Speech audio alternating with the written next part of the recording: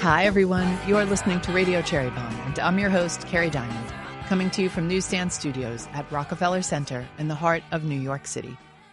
Today's guest is Tiffany Lopinsky, someone who's helping shape the present and the future of the creator economy and disrupting how we shop.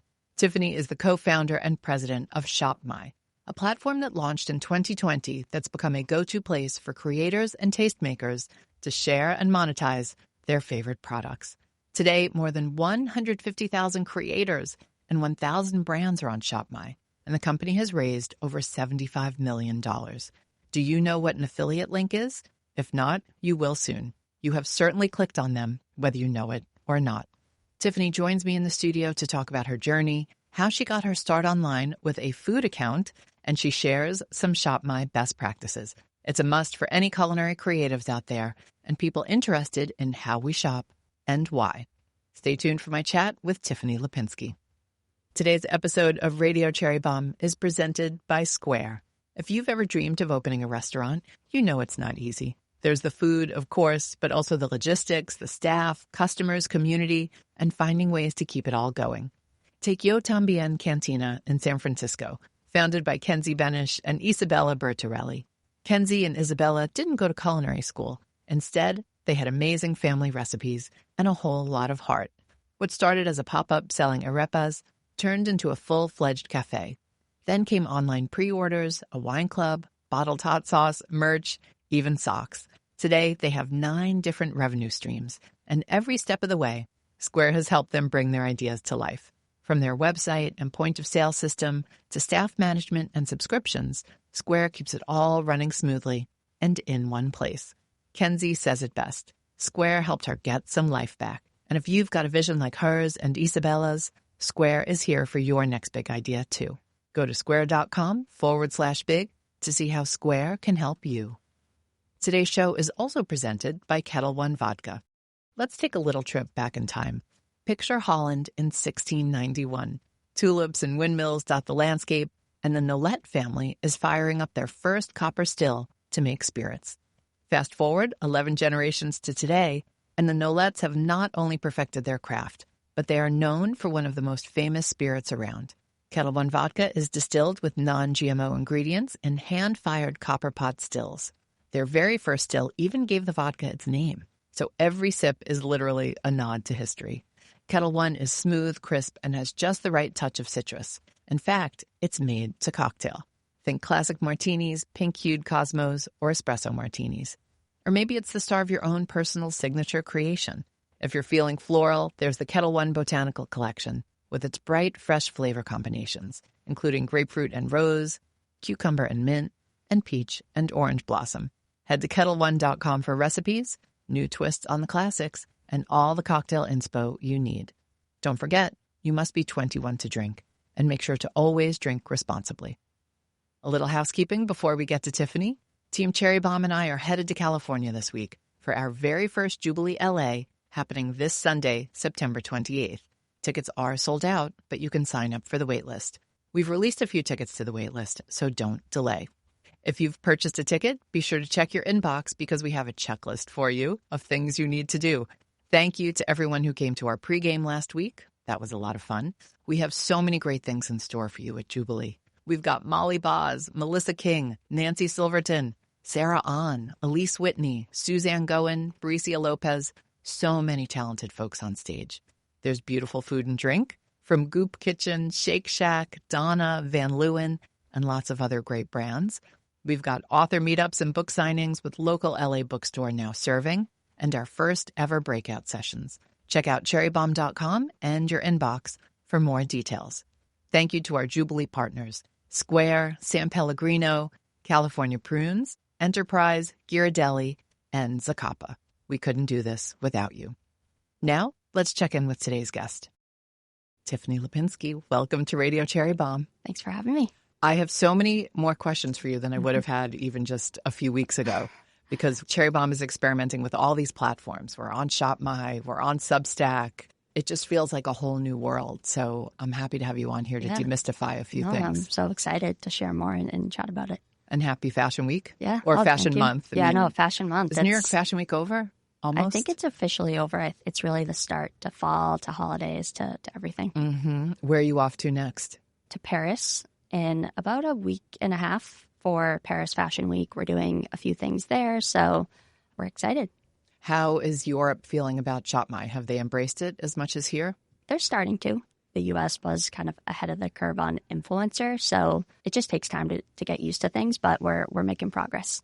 The last time you and I talked, you were COO. You are now president of the company, so congratulations. Oh, thank you. That is a big deal. I'm really happy for you. Before we talk all things ShopMy, you got your start online with an account called Boston Foodies. Yes. Tell us about that.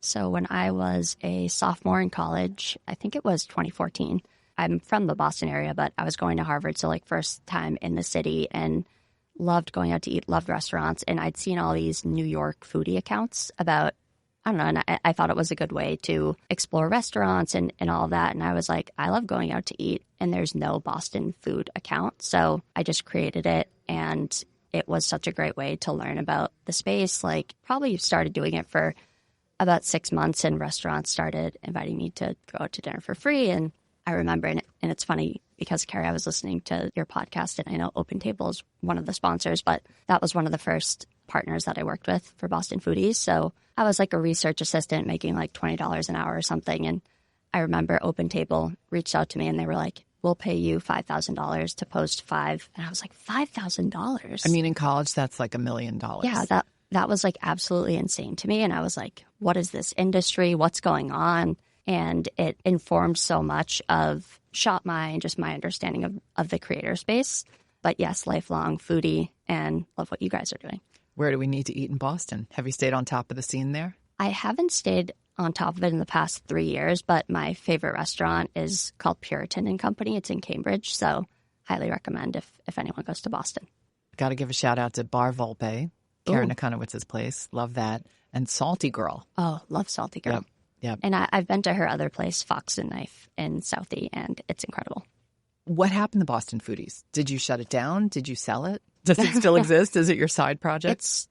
It doesn't really exist anymore. It's still live in there. I don't think there's been a post for a couple years, but basically I did it throughout college. I did it for a couple years. Basically when we started ShopMy, which was about 5.5 years ago, I just stopped doing it, and I gave it to someone else to run, just to continue it, post, do deals and things like that. But I had a period of, I basically worked for 2 years after college, and then I experimented with doing that full time for probably about 3 or maybe 6 months, because I was like, oh, I'm making enough money off it. I want to see what I could do with it if I did it full time. Then I ended up getting reached out to by someone who had this startup. That's kind of how ShopMy ended up starting, or the start of the journey. But the thing that it kind of taught me, I took a lot of pride in, I love discovering hole-in-the-wall places. And, you know, when you're in the food scene, I'm sure so many people know, it's like people will invite you to go to places for free. And you have to do a good mix. And people can tell on the other side if you're only going to the places that the PR firms are sending you. But if you're actually paying your own money for stuff, and you're just snapping a little picture and you're making a good description of what you like, people can tell. So it kind of stopped growing when I stopped doing it. But it taught me, like, I don't know, even with anything, whether it's food, fashion, beauty, home, if you're passionate about it and it's authentic, people can feel that on the other side of the screen. And those are the best creators. What did you study at Harvard? I studied government. That's like Harvard's version of political science, and did that because it was one of the most flexible majors. And going into college, I really embraced the whole liberal arts education. Growing up, I was very like, I want to get into Harvard, and this is what I need to do. And I think I Googled when I was in 4th grade, like, how do I get into Harvard? Reading all the forums. And I remember it was like, you have to get great SAT scores, great grades, and you have to, you know, find your niche and do all this. And I was like, all right, I'm going to do that. Oh my God, in 4th grade? Yeah. And I in was 4th like, grade, I think my biggest thing was like, how can I sneak this Judy Blume book out of the library and read it in secret so my parents don't find it? No. I don't know. So I had that weird thing about me. But then finally, when I got to college, I was like, I did what I wanted to do. And now I don't even know what I want to do. It was the first time that I got to just enjoy learning. I took all these random classes, like classes about Japan. I took French. I took game theory, pretty much anything that I was interested in, and just viewed it as, I'm going to do this. And there's almost like two ways to do well in school, especially in liberal arts. It's like try really hard, do exactly what you're supposed to do, or just like have fun with it and let that shine through in your work. And that was my first experience, but that's why I studied government, because it was super flexible, and it ended up being a good decision. Let's take a quick break, and we'll be right back. Cherry Bombe has moved its newsletter over to Substack, the publishing platform beloved by writers and other creatives. As someone who loves to read and write, I am a big Substack fan. So I'm thrilled Cherry Bombe is there. You can read our Friday newsletter and get recipes and other content for free, like my interview with Slutty Chef, or you can become a subscriber and get access to Cherry Bombe magazine articles, essays, and our monthly member meetings on Zoom, like our upcoming meeting with Dory Greenspan. Visit cherrybombe.substack.com to learn more. So you didn't have a career path in mind beyond Harvard? I had a bunch of different ideas of what I wanted to do, and I had points of my childhood of, I want to be a doctor, I want to be a lawyer. And in college, I thought being a lawyer is probably a good path. And I remember I was working for this woman, I love her name's Karen, and she was like, before doing that, before going to school again, you should work, and you should just see if you like work. And she was also like, don't get the first job that comes to you. You can work here. Unless that's your only job. Yeah.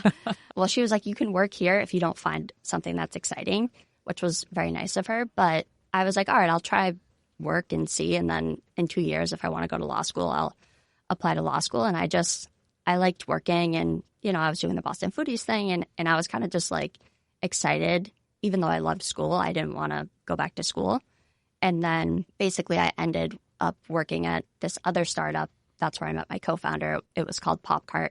It's no longer a thing, but was so foundational in what we learned about product market fit, about everything that we're doing. So yeah, it's hard to know what you want to do. I'm sure you know too. When you're growing up, it's very rare that people at 6, they decide they want to be a doctor. I hate to say it, I was that rare person. You were? I knew I wanted to be a writer. I knew I wanted to be in media. I could ask you 1,000 questions about going to Harvard, studying government, your thoughts on what's going on today, but I am not going to derail this conversation or get either of us in trouble, given what's going on in the world. So I'm going to stick to the questions that I wrote for you.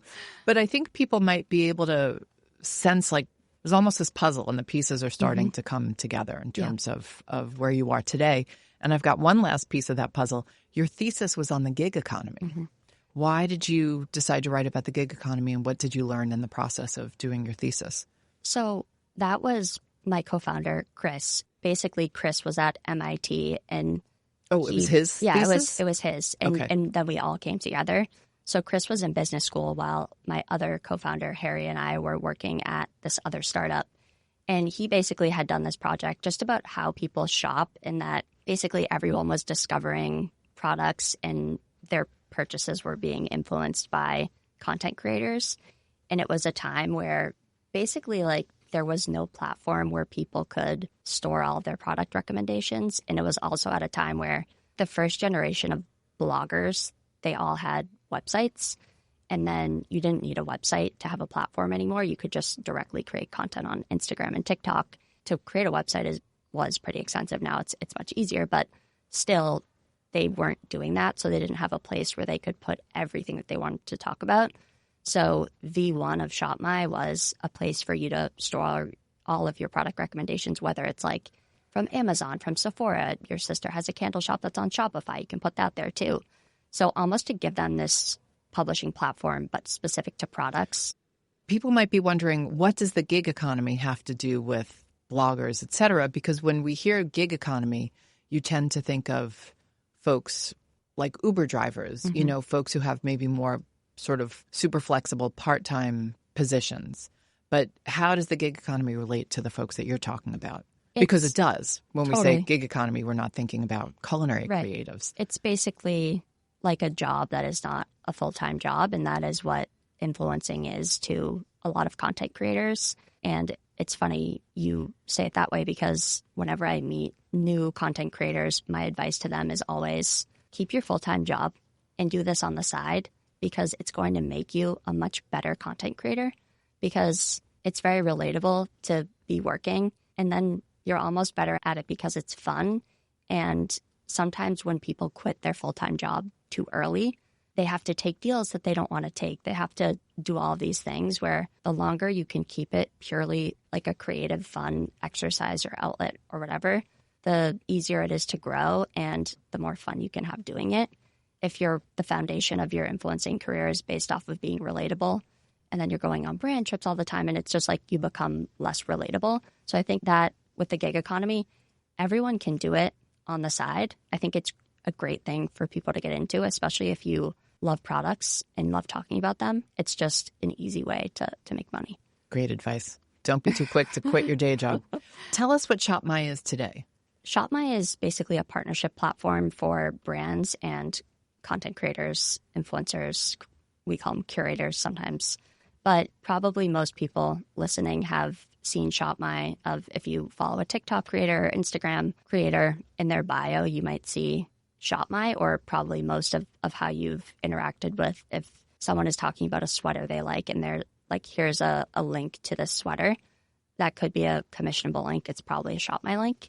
So we're helping them basically make affiliate commission. So basically content creators have a couple different revenue streams. They have flat fee sponsored content, they have affiliate revenue, and then they have sometimes subscriptions if they're on Substack. So we basically help them with that. And then on the brand side, we're kind of facilitating this connection to the creators. So brands are using us to find influencers, usually gifting them product, working with them on affiliate capacity, partnering with them more broadly. But ultimately what we're trying to do is give brands a more authentic way to work with creators. So rather than if you're a brand and you say, okay, I want to use influencers to market my product, a lot of times the starting point is, who are the best influencers? I'm going to go to them, educate them on my brand, and then write a script for them. Where we start is like, who already likes your product? Give them commission, see how they can sell, and let that be kind of the foundation of working with them. Explain what the term affiliate means. Affiliate is just a way to describe the segment of marketing that is commissionable links. So if I create a link to the t-shirt I'm wearing, maybe a brand will offer 10, that 15. That is a nice t-shirt. Oh, thank you. 10, 15% commission. So if a creator shares that with their audience, whether it be a link in a YouTube, a link in a Substack, a link on Instagram stories, then they are getting 15% of the total purchase. Mm-hmm. So affiliate is just the terminology to refer to all that. Yeah, I think that's good for people to know that when you click on those links, the person on the other end is potentially making money from that. Like one of my favorite things to share on my Instagram is like Jones Road. I love Bobbi Brown. I love the Jones Road brand. Cherry Bombe or myself will make a commission from that. I'm not at the level of some of your star creators. You make it clear that has to be a transparent transaction. Yeah, totally. And I think it's part of how we think about the world and where we saw ShopMy fitting in is that it's just too obvious, the kind of sponsored content, and there should be a better way to work with people, especially if you're a brand that people really like. It should be about reinforcing that rather than, I always say to the brands, most brands look at content creators as actors and actresses that you're casting in a commercial almost, where you're doing yourself a disservice to not look at them as almost like a distributed sales force. And the gifting it's like collateral to help them sell. The best content creators are the ones who are the most authentic. It's like they only talk about what they like, and they talk about things that there isn't commission and things that there are commission. But I think it's just a more authentic way. And I think we're too smart for ads now. And this is just a better way to talk about product. It is kind of how I see it. I listened to one of your podcasts and someone was talking about how you always have to have like an enemy. Something needs to be, Who was that? I don't know, but it was on one of your podcasts that was because funny. I was thinking like, what is our enemy? And I think it's just ads. It's ads that you watch and you feel like this is such an ad and it's so fake. What you just said, like we're almost too smart for ads, is a pretty radical statement. I feel that way when I watch television. I mean, ads are so dumb on traditional television. It's almost insulting to anybody with... It's just like, it doesn't make me want to buy something. No. Where what makes me want to buy something is when someone, I like their taste, I like their style, or they'll just say, this genuinely changed my hair and I had broken and brittle hair and I actually feel like it made a difference. I'm like, I'm immediately going to go purchase that. Basically what I see ShopMy as is it's trying to provide infrastructure to word of mouth. And the best influencers make their audience feel like it's word of mouth. And it kind of is. It's like they're simply sharing what they would be sharing to their friends. And the more they can keep it like that, the better. That's kind of where I see it all fitting into the world. What I really love about ShopMy is I think you are giving so many of these creators out there an opportunity to make a living from something that they're doing when so many other sources of money have dried up. You know this. Media is in disarray today. So many people have been laid off from their media jobs. And you've got all these people who are striking out on their own as creatives on social media. To me, it's another tool in their toolbox. Totally. And some of the best content creators, they used to be editors and writers at magazines, and they have incredible taste. That's probably part of why they were hired. The social platforms give them a place where they can share, and, you know, we're the tool that they're using. But I tell everyone who is always like, where should I start with ShopMy? And I don't know, they kind of see it as this big, scary thing. I'm like, if you're a content creator and you're sharing things, what is the number one thing that you're getting DMs about? It's usually, where's that from? Where are the earrings from? Where's the dress from? Just think of it as you're trying to avoid the DMs by just giving people the information first. That's the best way to start. And then you just get so many valuable insights on, oh, wow, my audience likes this. They click on this. They buy this. And it can help you just do a better job in serving them and getting to know them, which is why a lot of even like brand founders, they use ShopMy links as well. But yeah, it's nice to give something else that doesn't feel like, I think with creating sponsored content sometimes, especially if you're creative, it takes a lot of creative energy. It's like, do I really want to make an ad about this thing and then have to go back and forth with the brand 10 times and reshoot it? Where what if you could just wake up every day and talk about what you want to talk about? That's where I see affiliate fitting in as, at minimum, like a supplement. If not, for a lot of people, it's one of the main income sources. It's very disruptive, what you're doing to lots of industries. Yeah. I think like the thing that makes me really happy about it is, and I love meeting with these independent growing brands that are just getting started, and it wouldn't be feasible for them to just go, because a lot of what was happening in the industry is kind of flying blind. And it's weird that the industry works the way of you go to them and you ask, how much does it cost to do, I don't know, 6 Instagram stories? And people will be like, it costs $100,000. And as a brand, you have no ability to understand if that's worth it or not.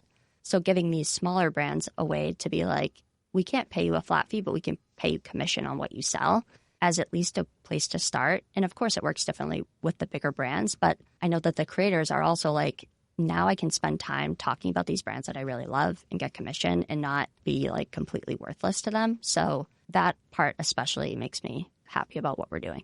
And you're putting a lot of power in the hands of these creators. And so many of them are women. So I'm very happy about that part of it. How does someone know if they should be on ShopMy? If you're listening to this and thinking, I am a creative on social media, I have a dedicated following or I have a great community, should I be on ShopMy? Yeah. Yes. Basically, if you're talking about product, you should be on ShopMy. Even if you don't have a large following, it's basically for people to recommend products to others, whether that be an audience of a few thousand, a few 100,000. You know, and I know there's a lot of people in the food community listening to this, and they're probably thinking, well, it's not for food. I don't know, food, fashion, beauty, home, they're all so mixed. It's like just part of culture. And it's like you go to a restaurant and the interiors are amazing. You know, the person who created it has incredible taste and they're probably wearing really cool things. And sharing that, I was telling someone this story of, I was chatting with this dermatologist on our platform. I was like, you know, you're like the #1 seller of Brunello Cucinelli just from you linking like your sunglasses on a YouTube video. It's because like, I don't know, you have people paying attention to you, maybe for an expertise you have, like food, like dermatology, interiors. But if they're paying attention and they like your earrings or whatever it might be, it's worth linking them. And it also helps with knowing a lot of brand founders who use it. Then they know, oh, I can make a makeup case or piece of merch or whatever because my audience who's following me is clearly interested in that. So using it for market research. But there are a lot of food brands on there and sort of home, kitchen, lifestyle. You've got Big Night on there, who we love. They've got so many great products. They've got their 2 shops here in the city, but they've got a booming e-commerce business. Molly Boz's AO, her mayonnaise and sandwich sauce line is on there, and like a ton of things in between. Yep. We've started to get into home. We kind of first did beauty, then fashion, and now we have over probably the past year and a half been expanding more into home and food, CPG, all that. So if you're a creator, how do you get approved to be on ShopMy? You go onto the website, you apply, and you kind of explain what you do. If you're recommending, there's kind of 2 kinds of creators. There's creators who built a following and they want to start recommending product, or people who recommend product for a living, like a stylist, an interior designer, whatever. So when you're applying, just write that so we know, because sometimes it's not abundantly clear on people's applications. But then you basically get approved, you make an account, and it's pretty easy to get started. When you're going to share a link to something, even if you're texting your friends and they're like, I don't know, what sunglasses should I buy? What apron should I buy? Whatever. Most things are commissionable. So it's just creating a commissionable link and sharing it with people. There's always that one person in everyone's group who is the product the guru. Queen of the recommendations. Yeah, the product guru. You do say no to some people, though. Yeah, like if you're not genuinely recommending product. But I don't know, the weird thing is that it's hard to know what the lower limit of what an influencer is. That is something we're constantly assessing. And there's been this in the industry of affiliate. It used to be very separate, a affiliate program for press and for influencers versus like a customer referral program. And now it's almost like everyone is an influencer. Everyone has a personal brand, even if you don't think you do, even if you have a private Instagram. So it's something we're constantly assessing. Like we used to have higher thresholds for following size, but we're constantly lowering them or making exceptions for people because just the way that people are recommending product isn't a one-size-fits-all thing. And part of what we do and talk about is there's people with 1 million followers who don't move product. There's people with 1,000 followers who move a ton of product. A brand can't tell unless they can look at your sales data. So, yeah, that is something that is changing. And every brand is obsessed with micro-influencers. And there's a very good reason to be because, I don't know, they're closer, and the smaller they are, the more it does feel like an exchange between friends. Let's talk some best practices for folks who are on ShopMy. Are there any analytics or metrics that ShopMy users often overlook but should pay closer attention to? Well, something that people pay too much attention to is the storefront. People over-obsess about how to organize their store and the shelves. And what you're talking about is what you can access through the ShopMy app or on the ShopMy landing page on desktop. So for context, most of what happens on ShopMy is through these commissionable links. The storefront is basically just like a cover page or a place where you can store the links with pretty pictures and all of that. And I think people think too much about the store because it's almost like a representation of their brand. But what matters way more is how you're directing people to the store and how you're talking about product. So we have a lot of people who they don't even have a storefront. They just use the commissionable links on their Substack, on wherever. We make it easy for them to do that. But I think it's really about the context that you're providing and the products. It's not about making it look a certain way. And even the creators who are the most successful, they're not making the most beautiful content. It's about the connection with people and how they talk about products. I would say that's the most important thing. Okay. Authenticity. It often always goes back to that. Would love to know your thoughts on Substack. How has the rise of Substack helped ShopMy? Yeah. Cherry Bombe just moved everything over to Substack, that. And it's been a lot of fun. I mean, it's a platform I personally love, and I follow, oh my gosh, so many Substacks and just really love that platform. But you seem very symbiotic. Yeah. There's a huge overlap between someone who has a lot of Substack subscribers and someone who has strong conversion via their affiliate links. Just because if you're creating such good content and such authentic content that someone is willing to pay you $5 a month or whatever it might be, or even subscribe without paying, you're definitely going to have that level of trust that people want to click through the links that you're providing and see what you have to say. So that's kind of where it falls. And even thinking about every influencer has their mix of how they're making money, whether it's a lot of sponsored content, a lot of affiliate revenue.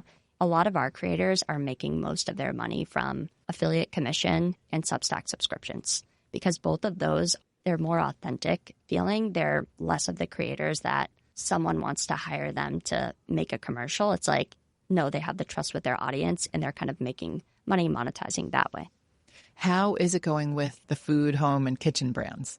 Great. It's funny because it's a lot different than beauty and fashion, and even beauty and fashion are very different. Like with a fashion brand, for example, how they would use ShopMy is a lot of every month they're trying to gift to a certain amount of new people. They're seeing of those people they gifted to who sold, and then they're usually gifting them more. Where in beauty, the funnel of that is just different. Beauty brands gift way more. That's why you always see stuff in gift bags when you go to events and things like that. And then with home, and I always think about it in the way of you can have 80 shirts, but you're not going to have 80 shampoos, and you're not going to have, definitely not going to have 80 couches. So just the way that that comes to life through brands reaching out to influencers and affiliate links and all that. So we've really found this great group of interior designers who they're constantly a resource for people when they're in the market for new couch, new whatever it might be, that they're going to them. So building that network has helped a lot. But now we're starting to build a good cohort of home brands, a lot of the kind of big names like Crate and Barrels of the world, as well as the big nights. There's this shop in Brooklyn, Porta. It's a home shop. I'm obsessed with it. Have their Radicchio bowls that I love.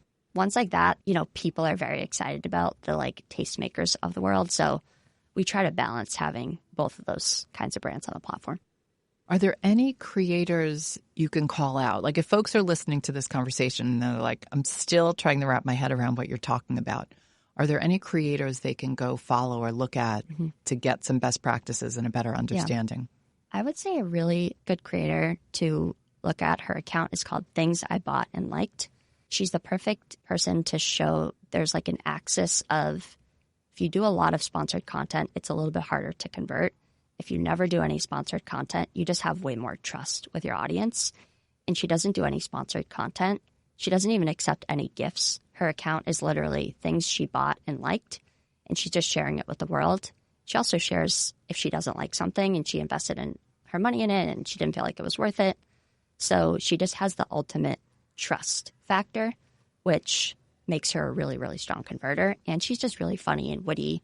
She's someone who you start following her and you want to watch every story because she always has something to say that's interesting, and you're never going to be interrupted with sponsored content. So I recommend following her. She's great. And people are sharing ShopMy links across every platform, TikTok, Instagram, YouTube, Substack, you name it. Everything. Is there anyone that does better than... It's mostly about... That's the best of all of them? Just on TikTok. It's kind of hard to leave TikTok because you're on the For You page. So if someone is talking about, here's my hairpin, you have to go to their Instagram bio, click to their ShopMy, and then find it. Where it's just easier to link on Instagram stories. So anywhere where the platform makes it easier to hyperlink description of a YouTube video. And that's why Substack has been really good too, in addition to all the audience elements of it that you can hyperlink, and they make it not easy, but easier than other platforms for you to leave. And then the broadcast channel on Instagram has also been really effective for people. Wow. I don't even think I've looked. I know nothing about that. You know when you'll see on someone's Instagram profile where it says join whoever's chat, and then it's an easier place to store things too. So okay, has that kind of become the equivalent of the TikTok shops? No, because TikTok shop it's really just like a text thread for creators to have with their audience within Instagram. Oh, got it. Okay, but it's been a good place for people to share links. Where TikTok shop is more like, you see something, you can buy it and check out within TikTok, which is different than kind of what ShopMy does. But I'm predicting a return of the Instagram Live.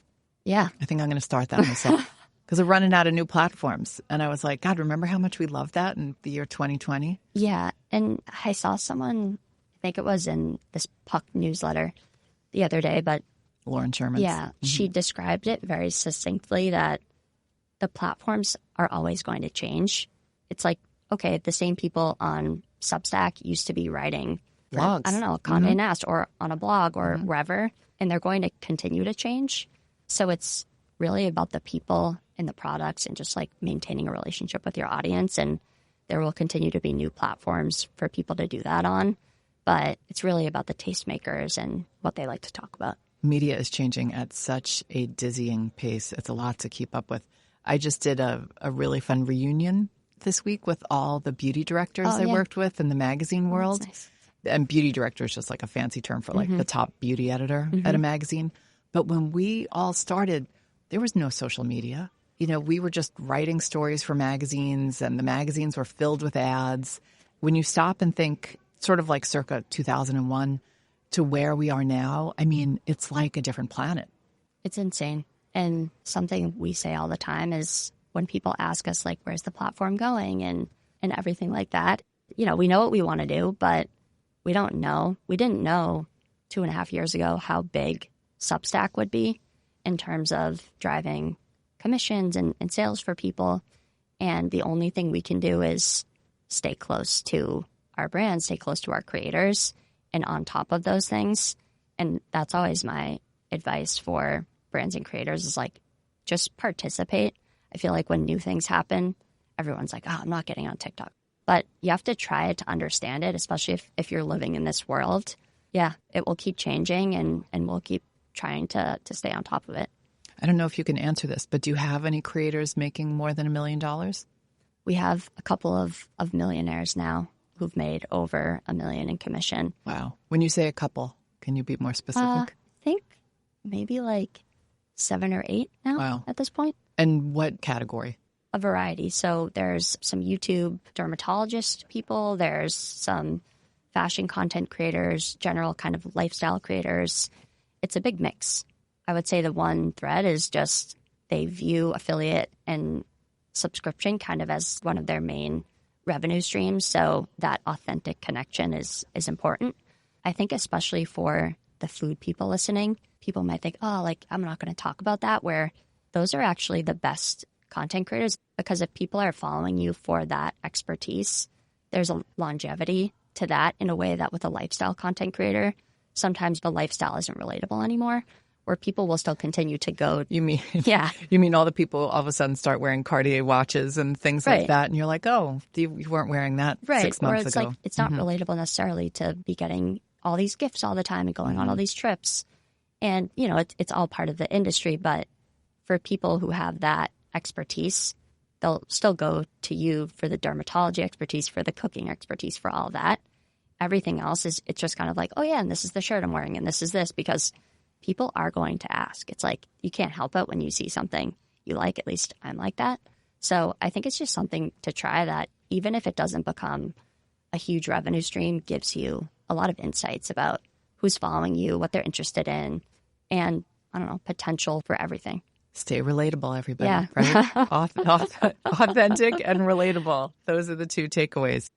Well, Tiffany, it's always so interesting talking to you. I hope you come back on. One thing I want to say, I don't want to turn this into an ad for ShopMy, but I feel like you are one of the platforms that really cares about the creators. Like, you do not insult their intelligence. The back end of ShopMy is so beautiful. I wish that you could go create the back end of everything. If everything I have to deal with in my life was as clean and well built out as ShopMy, life would be a lot easier. Oh, well, thank you. And that's all on my co-founder, Harry, who designed everything. But I kind of think of it as like you've been using, I don't know, Windows your whole life, and then you use a Mac. And at first it's a little bit uncomfortable, but then you're like, this actually feels like how it should be.